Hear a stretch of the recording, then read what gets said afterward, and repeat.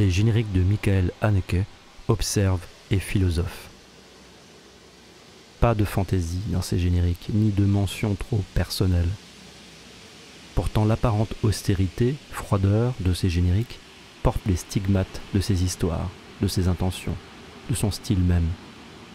Effeuillage, le film tout nu. Inspiré par sa compatriote prix Nobel Elfriede Jelinek, critique d'une société jugée sans pitié et hypocrite, Michael Haneke affiche dès ses débuts de film une ambition de chirurgien, sociologue, réfléchi sur les questions de représentation audiovisuelle de la violence, ici en ouverture de Benny's Video en 92, là dans les premières secondes de 71 fragments d'une chronologie du hasard en 95, ou encore au début de Happy End en 2017. Les amorces de récits chez le cinéaste autrichien, ce sont parfois des ouvertures de portes. Ainsi Juliette Binoche lançant Code Inconnu en 2000, ou encore Les pompiers ouvrant violemment Amour en 2012. Après une minute de silence, la pianiste, interprétée par Isabelle Huppert, ouvre la porte de l'histoire, donne le la et offre même une des clés du film, portrait d'un personnage bipolaire qui ne cesse d'ouvrir et de fermer des portes, suffoquant dans son petit monde bocal.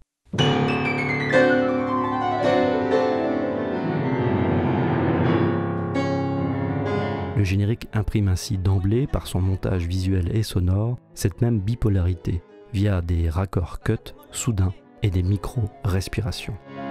Une note ne dure pas forcément aussi longtemps qu'elle est notée, et elle n'est pas forcément notée aussi longtemps qu'elle doit durer. Il évoquerait presque ici Witold Gombrowicz.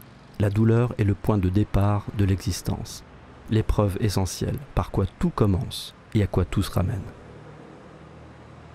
Contre les normes hollywoodiennes, les génériques début et fin chez Michael Haneke privilégient souvent le silence. En voie de disparition, le silence.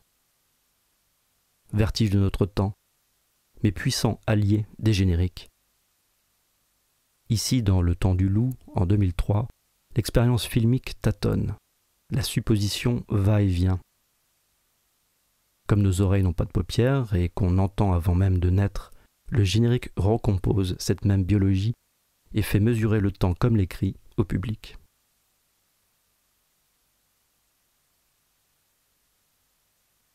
Michael Haneke aime les génériques blancs sur fond noir.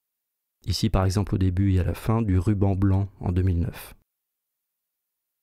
Ces génériques les plus sobres et austères trahissent aussi un cri étouffé, une révolte sourde, un refus fondamental face à tous les diktats politiques et esthétiques.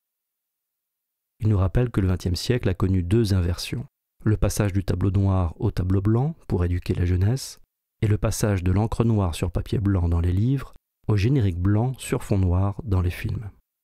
Inversions qui ont changé, de manière souterraine et pénétrante, la façon de lire et de voir le monde. Dans le sillon de Mallarmé, les mots deviennent ici des astres, dentelles. L'écran noir devient de l'encre.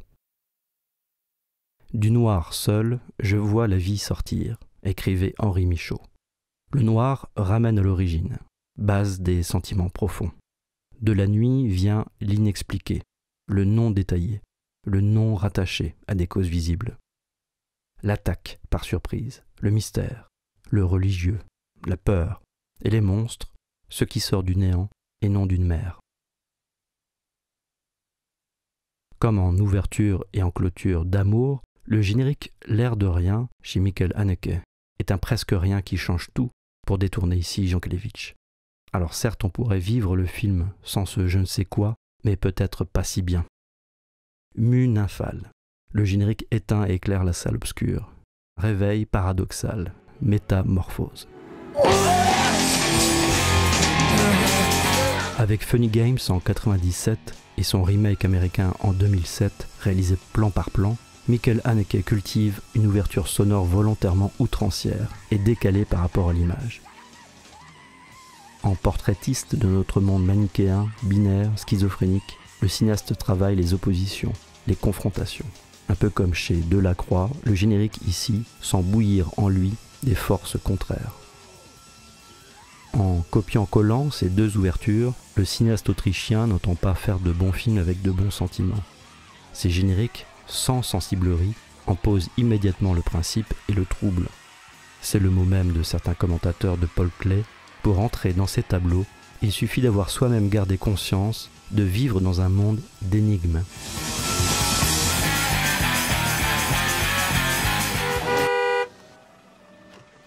Mais s'il ne fallait regarder qu'un générique chez Michael Haneke.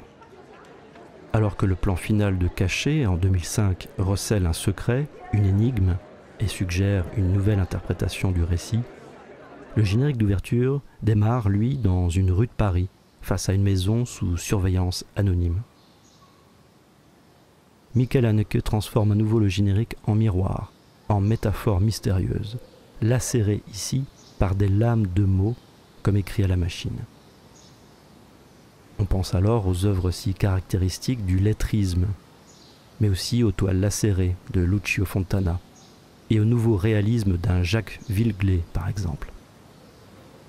Avec ce générique glaçant de Caché, le cinéaste nous dit que les mots officiels, administratifs, écrasent, recouvrent, cachent le réel. Rappelant Paul Valéry, notre sensibilité verbale s'est brutalisée, émoussée, dégradée. Le langage s'use en nous. Michael Haneke n'est pas un savant qui a pour mission de douter, mais tient davantage du sage, qui lui réfléchit vraiment. Il nous suggère que, tel un rêve, un générique qu'on n'interprète pas est comme une lettre non lue, et que tout générique est semblable au fond à la philosophie, c'est-à-dire une poussée de l'âme, selon Lévinas.